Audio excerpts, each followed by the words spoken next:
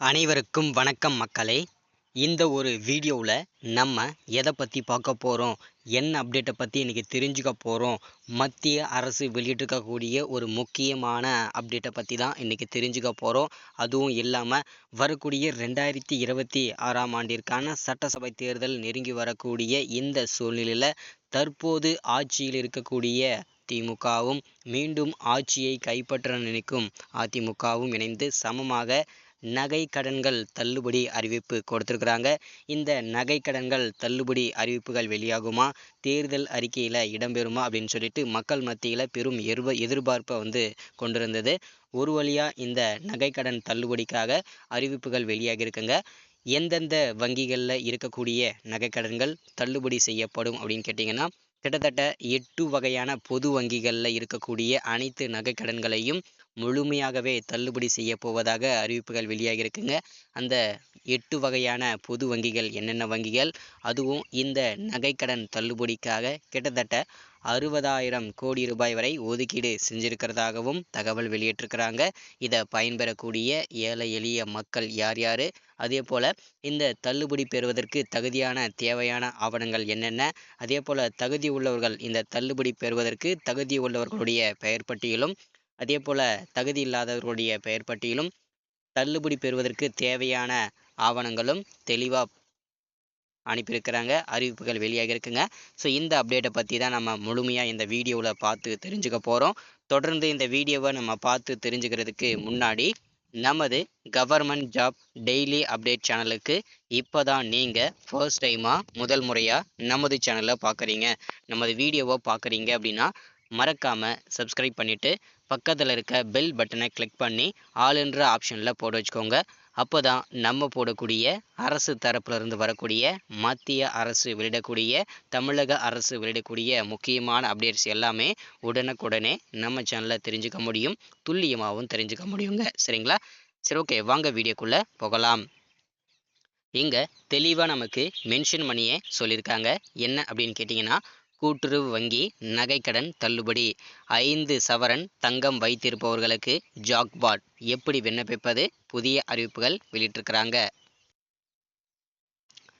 தமிழகத்தில் உள்ள கூட்டுறவு வங்கிகளில் அடகு வைக்கப்பட்ட நகைக்கடன்கள் தொடர்பாக தள்ளுபடி என்றாலே பொதுமக்களின் கவனத்தை ஈர்க்கக்கூடிய செய்தியாகும். அந்த வகையில் கூட்டுறவு வங்கிகளில் எவ்வளவு நகைக்கடன் தள்ளுபடி செய்யப்படுகிறது, எவ்வாறு விண்ணப்பிக்க வேண்டும் என்பதையும் பொதுமக்கள் அறிந்து கொள்வது கட்டாயமாக்கப்பட்டிருக்குங்க. அதுவும் எப்போ பதிவு செய்யணும், புதிய விண்ணப்பங்கள் எப்போ நீங்கள் கொடுக்கணுன்றதையும் தெளிவாக சொல்லியிருக்கிறாங்க. தங்க நகைக்கடன் தள்ளுபடி. இந்த நகைக்கடன்களில் ஒரு பகுதியை தள்ளுபடி செய்வது குறித்து அரசு வெளியிட்டுள்ள வழிகாட்டுதல்கள் மக்கள் மத்தியில் பெரிய எதிர்பார்ப்பை உருவாக்கி வருகிறது. குறிப்பாக ஒரு குடும்பத்திற்கு 5 சவரன் வரை மட்டுமே அடகு வைக்கப்பட்ட நகைக்கடன்கள் தள்ளுபடி பட்டியலில் சேர்க்கப்பட்டு ஆய்வு செய்யப்படுகின்றன என்ற தகவல் பரவியுள்ளதால் பலரும் தங்களுக்கு இந்த சலுகை கிடைக்குமா என்ற ஆர்வத்திலும் தெளிவாக உள்ளனர்.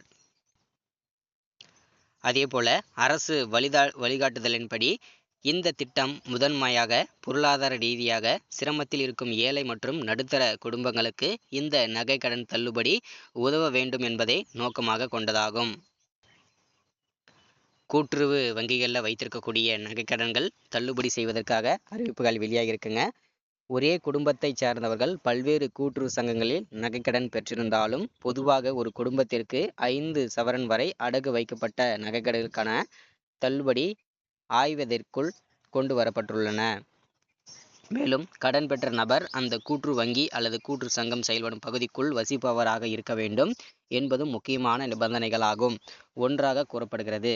குடும்ப அட்டை மற்றும் ஆதார் எண் விவரங்களை சரியாக நீங்கள் நகைக்கடன் வாங்கும்போது கரெக்டாக நீங்கள் கொடுத்துருந்தீங்கன்னா உங்களுக்கு தள்ளுபடி உறுதி செய்யப்படும் அப்படின்னு சொல்கிறாங்க. அதே போல் இந்த நகைக்கடன் தள்ளுபடி பெறுவதற்கு புதிய ரூல்ஸாக கொண்டு வந்திருக்காங்க. நீங்கள் அப்ளை பண்ணணும் அப்படின்னு சொல்கிறாங்க. என்னென்னா, நகைக்கடன் தள்ளுபடி பெறுவதற்கு தனியாக புதிய விண்ணப்பம் செய்யப்படுமா என்ற கேள்வி பலரிடம் எழுந்து வருகிறது. பொதுவாக பெரும்பாலான சந்தர்ப்பங்களில் புதிய விண்ணப்பங்களை சமர்ப்பிக்க வேண்டிய அவசியம் இல்லாமல் கூட்டுறவுத்துறை அதிகாரிகளே வங்கிகளில் உள்ள கடன் பதிவுகளை ஆய்வு செய்து தகுதியானவர்களை தேர்வு செய்யும் நடைமுறையை பின்பற்றப்படுகிறது.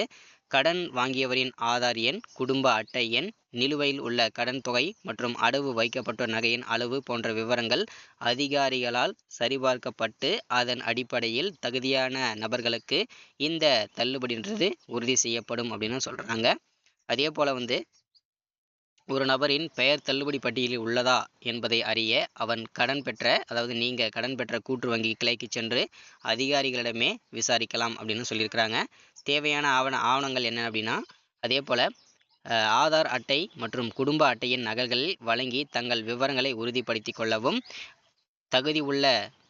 தகுதி உறுதி செய்யப்பட்ட பின் அதற்கான பதிவுகள் புதுப்பிக்கப்பட்டு அடகு வைக்கப்பட்ட நகைகளை மீட்டெடுக்கும் நடைமுறையில் தொடங்கப்படுகின்றன. அதாவது நீங்கள் நகை கடன் தெளிவாக பெறணும் அப்படின்னா எந்த விதமான விண்ணப்பங்களும் கொடுக்க தேவை கிடையாது. நீங்கள் தகுதியானவர்களா உள்ளவர்களா அப்படின்றத தெரிஞ்சுக்கணும் அப்படின்னா உங்களுடைய ஆதார் அட்டையும் குடும்ப அட்டையும் ஒரிஜினல் கொண்டு போயிட்டு நீங்கள் நகை கடன் வைத்திருக்கக்கூடிய வங்கிகளில் கொடுத்து நாங்கள் தள்ளுபடி பெறுவதற்கு தகுதியானவர்களா அப்படின்னு சொல்லிட்டு செக் பண்ணிக்கலாம். சரிங்களா? ஸோ இந்த அப்டேட் இந்த மாதத்தோட இறுதிக்குள்ள அனைத்து வங்கிகளுக்குமே எழுத்துப்பூர்வ வடிவில் தள்ளுபடிக்கான அறிவிப்புகள் வெளியிடப்படும்.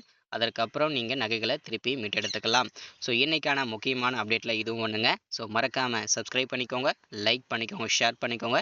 இந்த மாதிரி முக்கியமான ஸ்கீம் அப்டேட்ஸ் உடனே தெரிஞ்சுக்கணுன்னா நம்ம சேனலை ஃபாலோ பண்ணுங்கள். தேங்க்யூ.